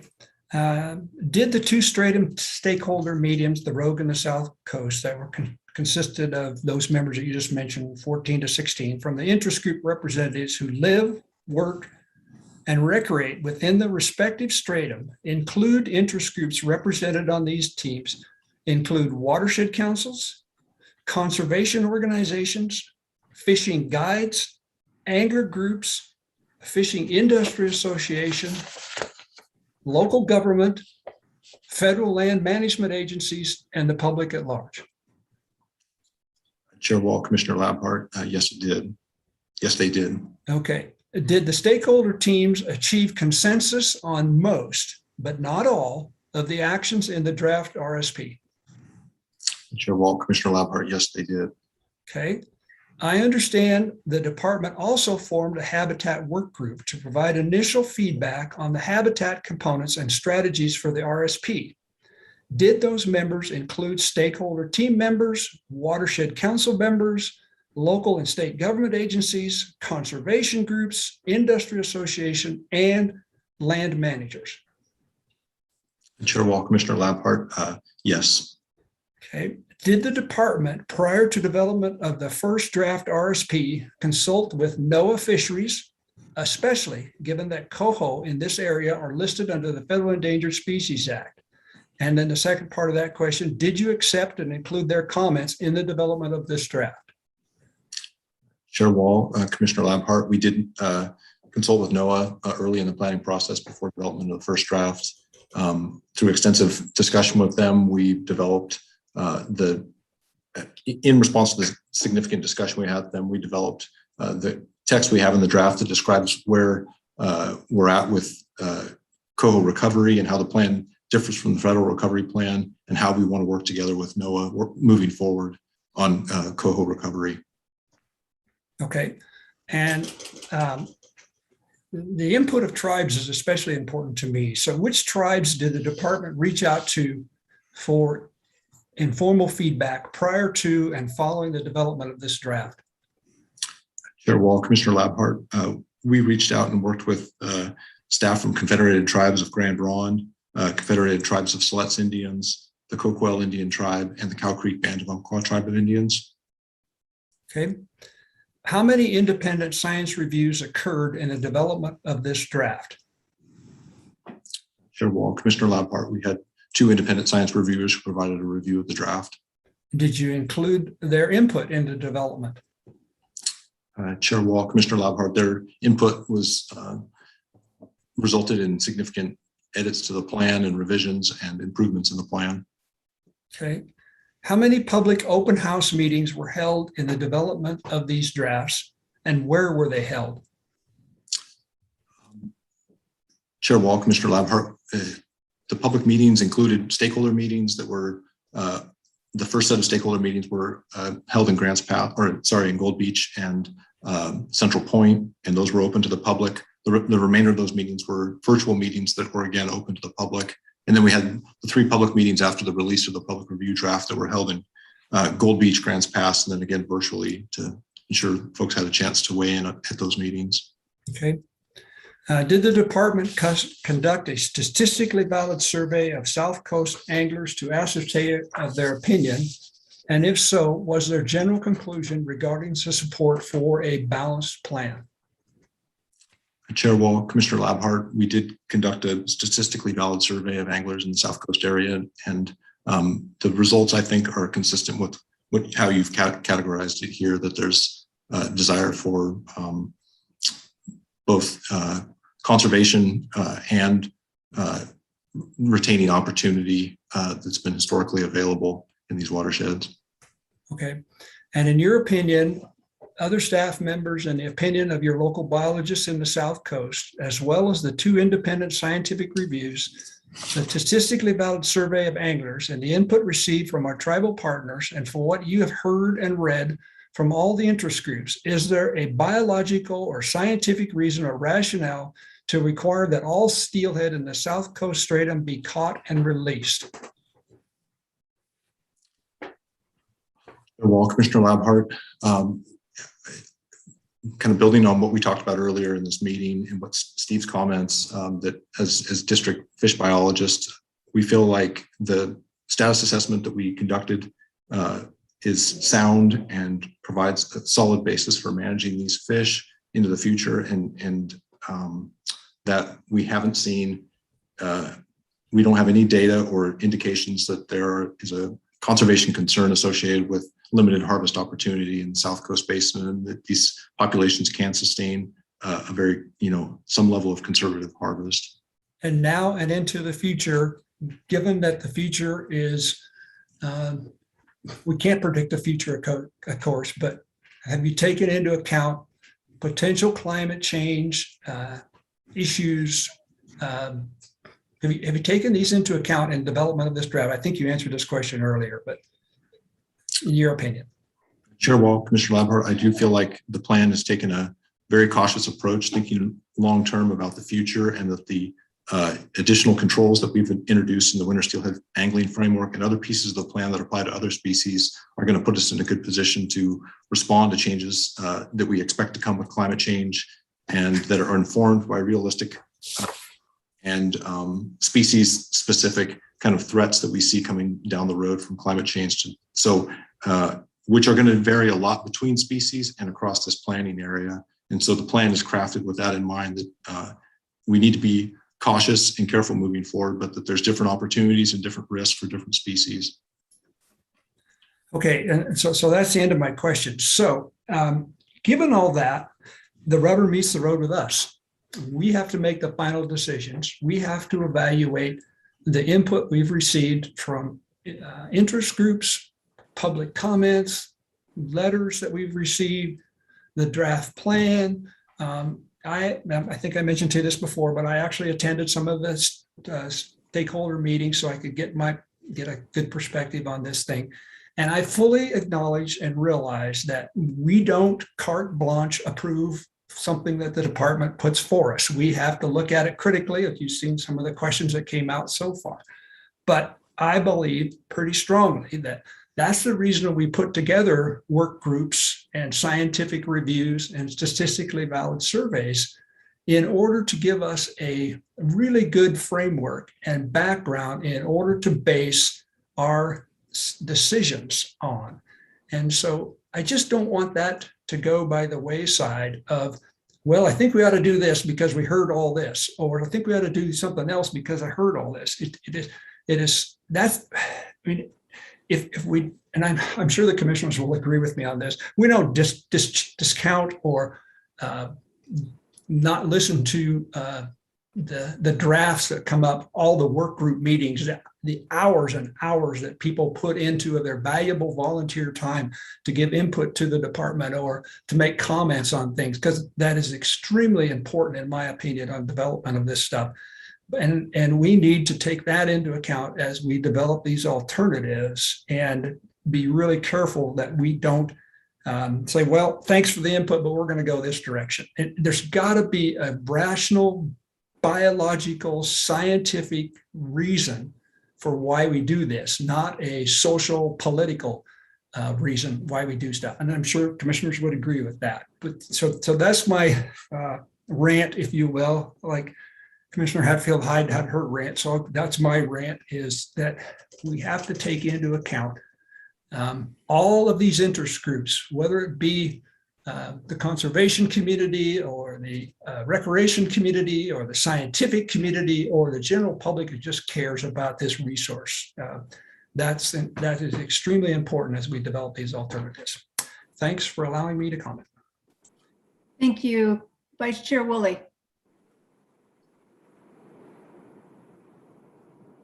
So I feel like I've sat in a court of law and listened to a cross-examination. So thank you for Chris for sitting through that. And just a follow-up to Commissioner Labhart's comment, and I don't have a rant, and I don't tend to speak for that length of time. Just a couple of follow-up questions. So 80% of public comment supported catch and release. And so Commissioner Labarre talked about the importance of all the comments that we got from a lot of different sources, and the summation of those comments resulted in that number. And yet catch and release was not entered into an alternative for the final plan. So a lot of people are very sort of befuddled and confused about that. I think I made that point before. And also, the department's climate change analysis was not presented to stakeholders by ODFW until after the process. And so a lot of the public are confused about that as well. So I would just say that more and more, as a commission, we have been considering the precautionary principle. And the precautionary principle takes into account all of the best science that we do know, and then looks at concerns of the future. And a lot of the concerns of the future don't necessarily have a lot of hard data attached to those concerns. Those concerns are based on what we're seeing now in terms of how the climate is changing rapidly. I've been talking with friends in the Bay Area that have experienced extreme flooding over the past 48 hours, record floods, and a lot of chaos down there. And so the precautionary principle takes into account what we don't know as well as what we know, and errs on the side of caution. And I feel that sometimes that precaution can and should override what in this case is a relatively limited amount of information that we have to make very sound decisions. And so I'm simply saying that those are questions that are out there in the public. Those are concerns that are out there in the public. Part of our role is to listen to our public and to reflect some of those concerns back to our staff, because they're not able to comment during these meetings that we're having now. And so I feel that it's our responsibility to be a conduit for those members of the public. So that's all that I have to say right now. I don't have a long essay to release, but I am concerned about taking precaution, and it's a concern that I've expressed, many times over the years. And I feel that our commission is shifting philosophically more onto a precautionary principle. It is not based on social or political views. It's based on what is happening in the world right now and our concerns about what will happen on many, many fronts if we don't do everything that we can do. And if we don't take the actions that we do have under our control, in this case, it's harvest and it's hatchery.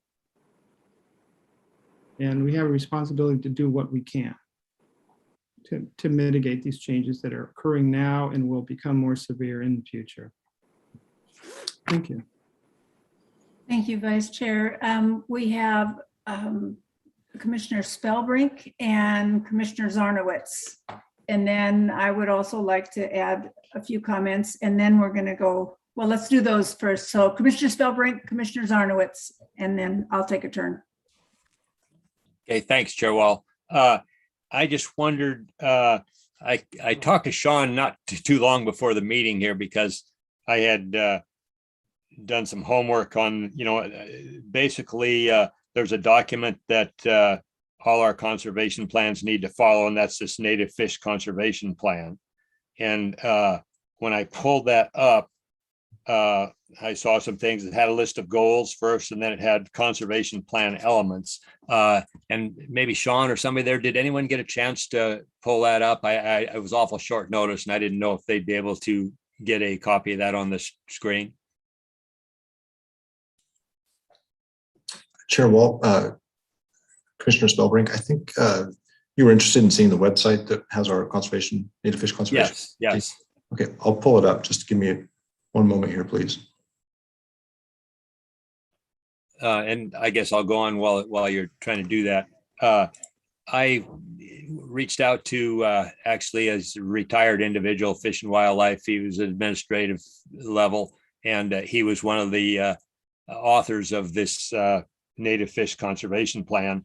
And he mentioned that when that was, developed by staff and passed by the commission, there was a lot of public input, including from the conservation groups, and it was understood that when wild fish populations were considered healthy, conservative harvest fisheries would be allowed.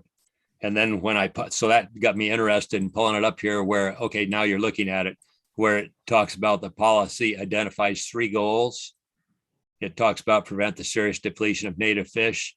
The number 2 is maintain and restore naturally produced fish in order to provide substantial ecological, economic, and cultural benefits to the citizens of Oregon. And 3, foster and sustain opportunities for fisheries consistent with the conservation of naturally produced fish and responsible use of hatcheries. And then when you go down and look at the conservation plan shall illustrate a range of options. It says conservation plans will address the following elements, and it has 10 things listed there. And when I went through those, I thought, wow, I thought staff did a really, really good job of addressing all 10 of those elements. And I guess, like I say, I just wanted to bring that up, that I think this conservation plan did a good job of trying to achieve those 3 goals, and also addressing the following elements into developing the plan. And so, I mean, I think they really did a good job of following that native fish conservation policy. Thank you, Commissioner Spellbrink. Commissioner Zarnowitz. Yeah, I'm going to kind of follow on Commissioner Hatfield-Hyde's list of options that I think were kind of generalized as well, so that she wasn't necessarily advocating anyone. But it sounds like there was a lot of concern in the understanding or seeing that the department would take the conservation actions in time. And just even, I've seen over the years, and as a commission, we've seen how that's worked. Just looking at the Columbia, the low flows this year, they're all good examples of that. But to actually not necessarily put them so that they're like in rule form, but just say actions that will be taken if the conservation status drops below will be similar to, but not or something to the effect of, this is not an inclusive list, but just put some of those into the actions that the department would take, just so the general public can have an idea. We all know, or you all know, what you're going to do if the populations get really low. But the general public, apparently, some of them anyway, are not thinking that that might happen. And if we list them in the plan, but make sure that it explains that it's not the totally inclusive list, and we're not going to be bound to just specific actions, but that this is similar to a range of actions. I think that might help somewhat, perhaps help the commission too, I don't know. So that's, I guess, my recommendation, that actually gets into the plan as options that the department will plan to take, as well as other actions that may not be listed. So that's really all I wanted to mention as kind of direction. Thank you. I just wanted to mention a couple things, and then we'll go to Commissioner Labhart and then Commissioner Hatfield-Hyde and then Vice Chair Woolley. And I am keeping an eye on the time because we said we'd stop for sure at 5 and it's already 4:15. But I think we're getting closer toward the end at least. The thing I wanted to mention in response a little bit to your points, Commissioner Labhart, are that I think you're right that these are policy questions. And so as I look at these, we've heard a great deal about different pieces of it, and we've had questions that we've identified. And I think it's actually exactly right that we have to ask those questions ourselves as well, which is, do we have enough information about these fish while we wait for the adult information? Is it enough to make the decisions that are in the plan, or do we need to add precaution to that? And maybe the even bigger one is, are we giving enough weight to climate change risk that we've all seen the effects of, and the life history diversity that gives us resilience in the face of that climate change? And so I think we listen to all of this information. It's been a remarkable set of information. And then we have to figure out if we have the pieces that are important to consider, or do we still want a few more for December. And we just heard an additional one about the triggers and actions, which I think is a pretty interesting way to think about it and articulate it from Commissioner Zarnowitz, that we show what we would do, that we put, if you will, a menu of those actions in the plan so people know, because part of the whole purpose of this is to tell the public so the public knows what will happen if we reach these various levels. And then I think that maybe we'll hear from the commissioners that have their hands up, and then I would like to go back and keep going on the list of things that people want to have as additional pieces to make their decisions in December. So we have about 6 or 7 of those. So let's go to, I think it was Commissioner Hatfield-Hyde is next. Okay, thank you, Chair Wall. I also just want to say I really appreciate this commission. And what I'm realizing is we would like to talk about these kind of things for hours and hours and hours, right? So I know we need to keep moving. But one of the things that's been a concern to me is, and it's not just on this issue of the Rogue South Coast plan, it is also coming up in other forums like our Beaver Working Group. And I keep hearing this term precautionary principle from our climate change policy thrown around. And I just want, thankfully, Michelle was able to email it to me because I have our climate change policy, but she was able to get it to me more quickly than how I can find it at the moment. But one of the things that I think we're forgetting is that what we want to make sure is that when we are doing, so on page 7 of the climate and ocean change key principles for science on page 7, this is before the precautionary principle. It says the department should ensure that it is monitoring the appropriate metrics to document the changing climate and ocean conditions, like flow, temperature, dissolved oxygen, ocean pH, and the impacts of those changes on fish, wildlife, and their habitats, like distribution, survival, and disease.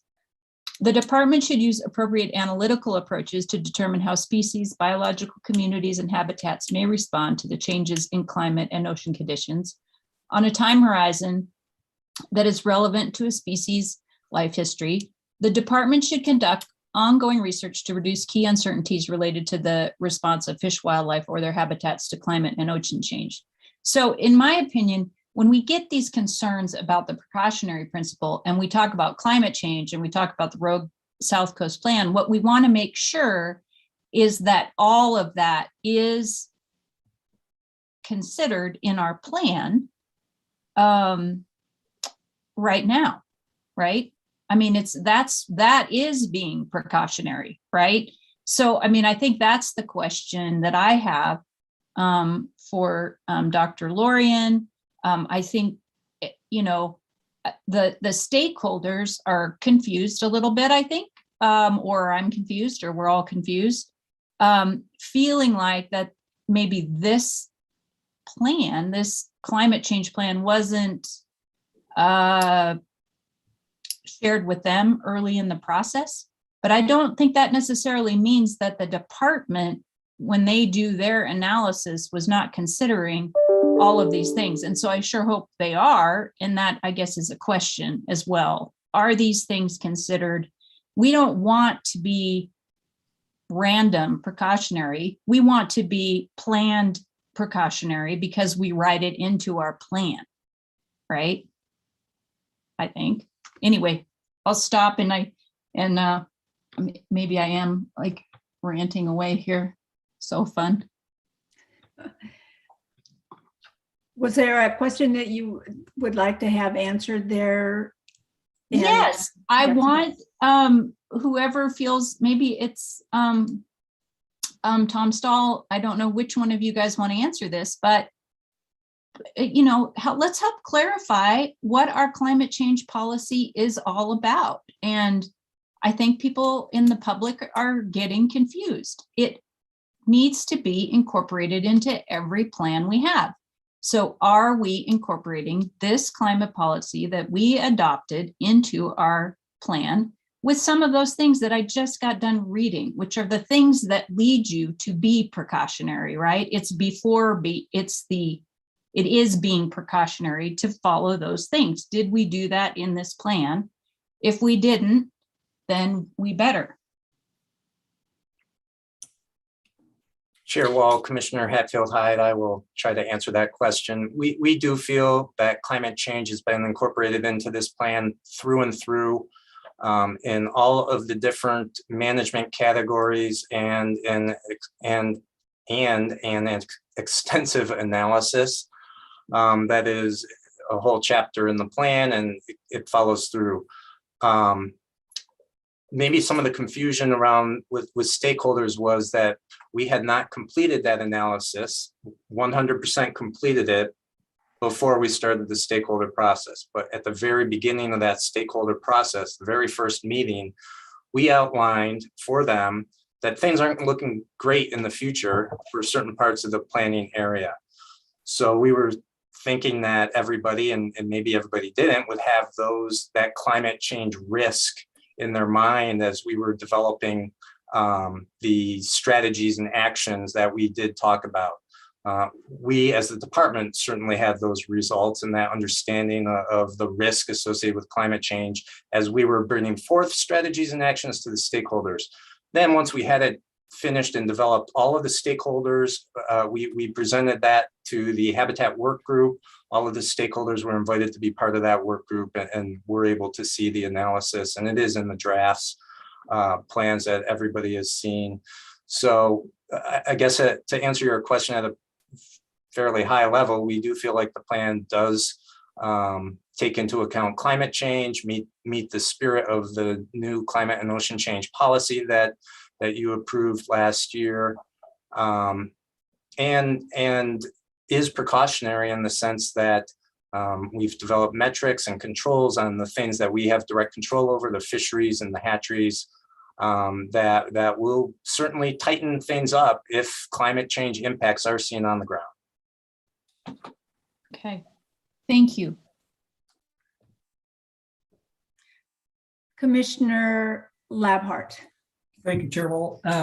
This goes back to Commissioner Zarnowitz's comments, because she and I had a phone conversation where I'm pretty sure I agree with exactly where she's going with this risk assessment. So I talked to Sean, and I guess maybe this is a question for Director Melcher, just to confirm at a very high level. Sean said that the department has, and I'm going to quote here, the department has committed that during this 5-year evaluation period that they will monitor the conservation metrics on a yearly basis to determine if harvest modifications are needed in subsequent years to address any downturns from environmental changes, such as low flow, habitat changes, wildfires, high stream temperatures, etc. Director, do you agree with that statement? Chair Wall, Commissioner Labhart, absolutely I do. And I would just point out that, we are looking in not just in the context of the Rogue South Coast Plan, but in the context of all of our fisheries management, we're looking at environmental factors, annually for essentially every fishery management process that we work in. We're looking at environmental factors to give us cues and information on fishery performance. And whether those ultimate environmental factors are changing because of climate change or just because of something else, they're still important nonetheless, and we're still looking at them. Okay, so, and I'm pretty sure I agree with Commissioner Zarnowitz on this. It's the devil's in the detail. So if maybe as part of the December meeting, if you could clarify what you mean or what the department means by conservation metrics. In other words, outlining specifically what are the conservation metrics that would make the decision that, okay, we've got to stop doing this, or we can continue doing that, or we've got to modify that. Because it just says conservation metrics. Well, that might be in the eye of the beholder. I think it would help me. I always speak for myself here. That would help me if that was more clearly defined and outlined as we come into the decision in the December meeting.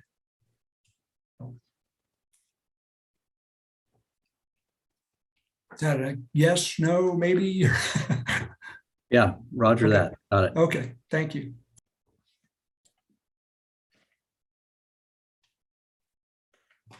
So I would like to make sure that on our list of things that are still issues that we will address or need to address going into December, are there others that people want to add to this list or feel like we need to add to this list? And there was one that I heard, I think Vice Chair Woolley raise about the wild fish emphasis areas. I didn't know if you wanted it on this list. And while we're waiting, giving you a minute to answer that question, Commissioner Zarnowitz. Yeah, as part of the list, removing the Chinook from the plan, that was on your list when you read it. Is that correct? Yes. Okay. And I don't have as much concern about the Jump Off Joe Creek issue, or as long as it's well monitored, or the what was the other one? Oh, the coho increase personally, but I agree with Commissioner Labhart, since he's agreeing with me, that about clarifying the conservation metric, what that is. Okay. Are there others that people, clarify conservation metric, got it? Chair, Yes. could you please review the list? And that's when my internet went out. And I think Okay. Commissioner Hatfield-Hyde that kind of did some kind of list summary, and I only caught the tail end of it. So I'm not sure what. That would be a good summary, and then people can tell me if I have the list right, if I have captured what you have said. One of them is that there would be a catch and release alternative included somehow. I think that people had different views of how that would happen, but that it would be on the list of things that we would consider. The conservation status and whether that needed to be increased, and recognizing people are looking at those differently. The Chinook issue for the wild fish emphasis areas, and whether we would leave the Chinook issues for the Chinook plan rather than include it here in the wildfish emphasis areas. And I phrase the next one as triggers and actions, that we would clarify and articulate the actions that we plan to take when we reach the wherever we set the conservation status line, that we would identify what the triggers and actions are, that would at least a menu that we would choose from, so that the public knows if we hit those levels, which everybody hopes we don't, but if we do, that we would know what actions we would take right away. That we would, the next one was clarifying the conservation metrics. And two that we had talked about before, but we didn't talk about today, were the coho hatchery ads and the if we needed anything else on the summer steelhead issue. Did I miss ones that people had? Go ahead, Commissioner Hatfield-Hyde. Yes, I had on that list that one of the alternatives, if we talk about the catch and release, going only to catch and release as an alternative, that we also have an alternative that says we would go to no harvest and no catch and release as an alternative, that we have both. Because if we're in a serious enough situation, you know, we want to be able to, you know, if we don't feel like we are able to have an alternative that creates the right conservation metrics, or, you know, this thing that we're circling around that Commissioner Zarnowitz was talking about, that Commissioner Labhart was talking about, that thing, if that thing is not going to create a calm feeling among the stakeholders, then also going to no fishing for anyone, if we're in that level of peril, I think should be an alternative. I mean, and then the other one that I threw out there was, and this is just, I mean, this is just another option, but throw the whole thing out if nobody can get along, and we'll go back to where we were, which I'm sure the department, I'm sure everyone is like, oh, thanks for that one, Becky. That would be fun, right? That should take care of the rating for today. Yeah. That like follows along with the NEPA process, right? No action alternative. No action alternative. And I came up with that one because I live a long, long ways from the coast, right? So it's hard to get to me for any of you.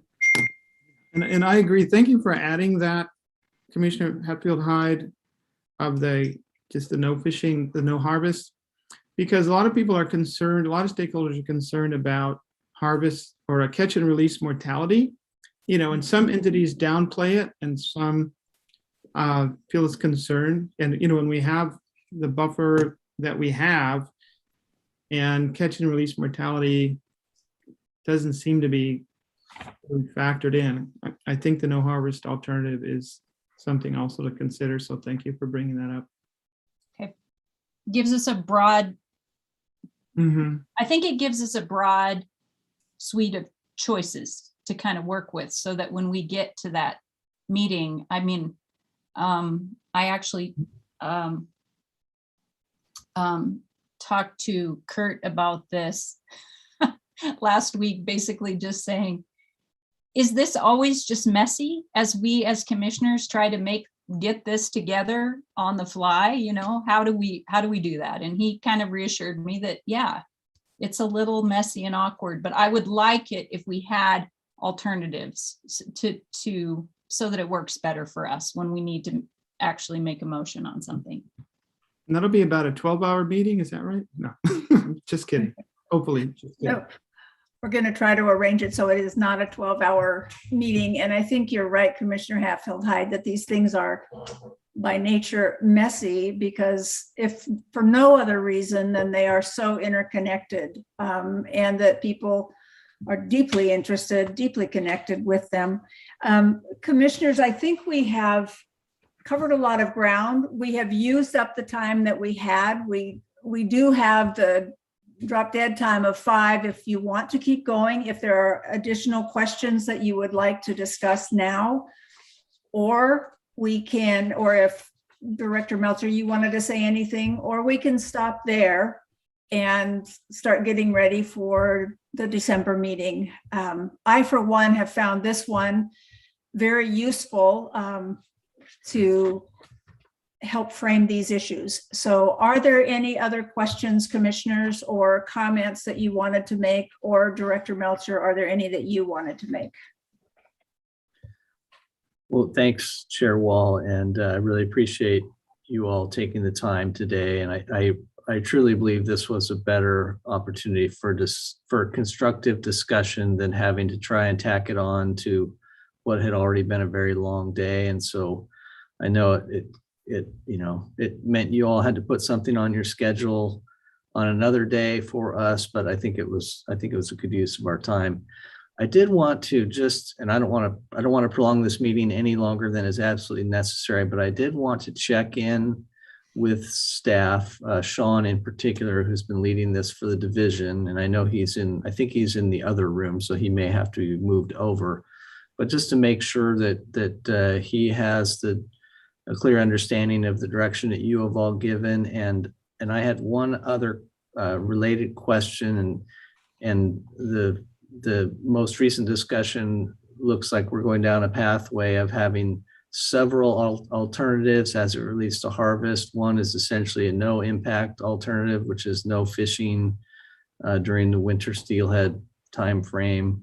One is the catch and release only. One is the department's what I would describe as a conservative but consumptive harvest approach. And then there had been some discussion also of addressing the need for additional precaution and addressing that through the thresholds that are described in the plan. And so I just wanted to see if there was any additional direction around that, and also see if Sean had anything that he wanted to raise or needed to ask. Thanks, Kurt. Sure. Well, yeah, I think you're, when you summed it up just there a couple of minutes ago, I think that clarified it for us in terms of the options you're looking for. So I think we're good. Okay. Kurt, did that get at your questions, or was there still one lingering there? No, as long as Sean is comfortable with the direction, I'm comfortable as well. I just wanted to make sure since we had you all here, I wanted to make sure we got what we needed. So. Well, the one last thing I would like to mention is it's something back to what Commissioner Hatfield-Hyde said, which is, and I think you even alluded to this last time we met, Kurt, that these are tough issues, and it's remarkable that we at least can get through this without going for each other's throats. It's much more collegial than a lot of these conversations can end up being. I think that says a lot for the quality of the work that gets presented to us from the months and months of staff work that went into it. So kudos or thank you or whatever you want to call it to staff and the other people that sit on this commission. So thank you for today. And if there aren't any last questions, let's stop there and give ourselves back the last few minutes. Thank you. We're adjourned. Sure, thanks.